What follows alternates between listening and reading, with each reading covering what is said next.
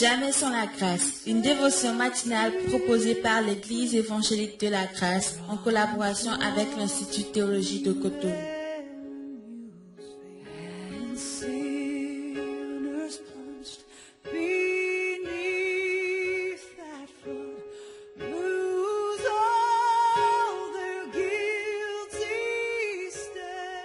Bonjour chers amis, chers internautes, nouvelle journée, nouvelle provision, bienvenue dans la dévotion de ce matin d'où Jésus.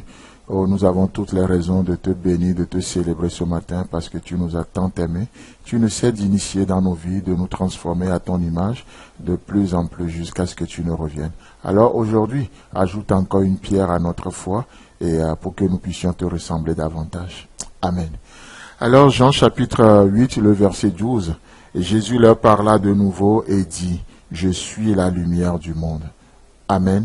Oh, c'est un passage, un verset, une déclaration, comme on le disait, une déclaration très très très forte, une déclaration osée même.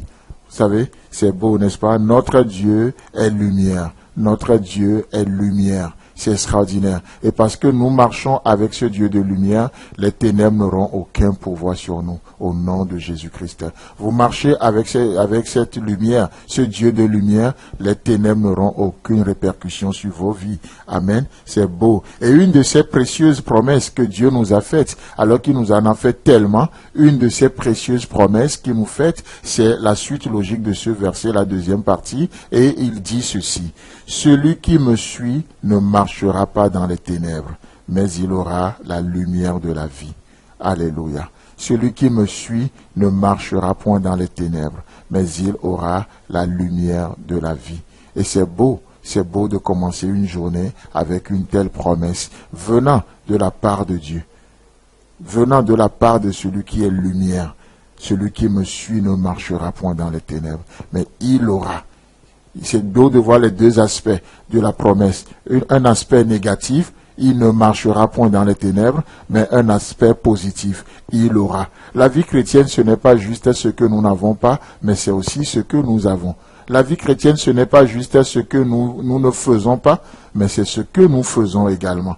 Vous savez, et ça c'est la vie chrétienne au complet. Ce n'est pas juste je ne fais pas, mais qu'est-ce que tu fais? Puisque Dieu a aussi préparé des choses d'avance pour nous, pour que nous puissions rentrer dedans.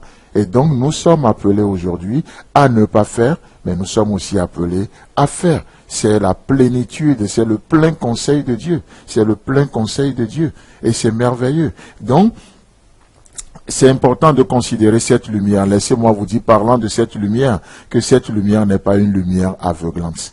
Ce n'est pas une lumière qui nous aveugle. Au contraire, c'est une lumière qui nous illumine. C'est une lumière qui fait tomber les écailles de nos yeux. C'est une lumière qui nous fait voir en plein jour. Oh, alors que Saul de Tarse, dans Actes chapitre 9, il était tellement convaincu de ce qu'il faisait, alors qu'il ne faisait rien d'autre que de marcher dans les ténèbres. Il était aveuglé et il était sur son cheval en train d'aller à Damas. Les chrétiens qu'il a arrêtés à Jérusalem, ça ne le suffisait pas. Il devenait de plus en plus populaire parce que les gens mouraient. Il devenait de plus en plus populaire parce qu'il remplissait les prisons. Mais laissez-moi vous dire que ce jour-là, oh, c'est un jour particulier. En plein midi, alors que le soleil brille, Saul de Tarse va faire une rencontre. Il va faire une rencontre avec Jésus. Une rencontre qui va changer sa vie radicalement. En plein midi, devant le soleil de midi, la gloire, la lumière de Dieu va rayonner et ça n'a rien de naturel. Ça n'a rien de naturel. Sa gloire est plus que le soleil à son midi. C'est plus que le soleil dans tout son éclat, dans toute sa gloire.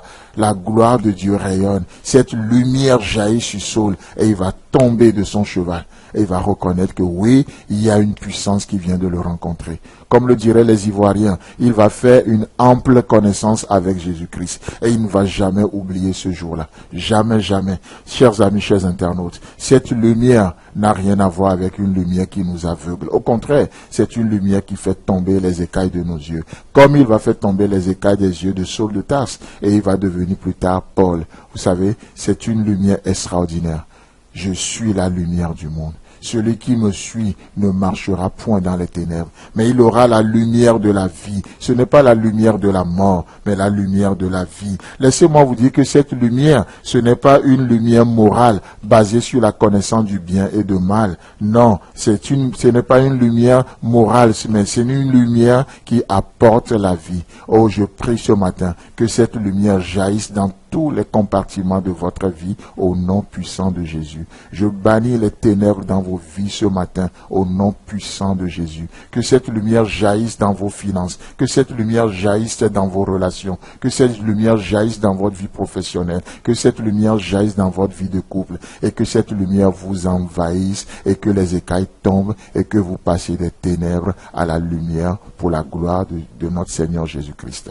Amen. Si vous avez aimé cette dévotion, parlez-en à vos amis. Parlez-leur du message de la grâce et de ce qu'il fait en vous. Pour un sujet de prière, une question ou plus d'informations, contactez-nous. Téléphone 64 88 35 87 ou 96 42 69 05 ou par WhatsApp au 94 75 80 20.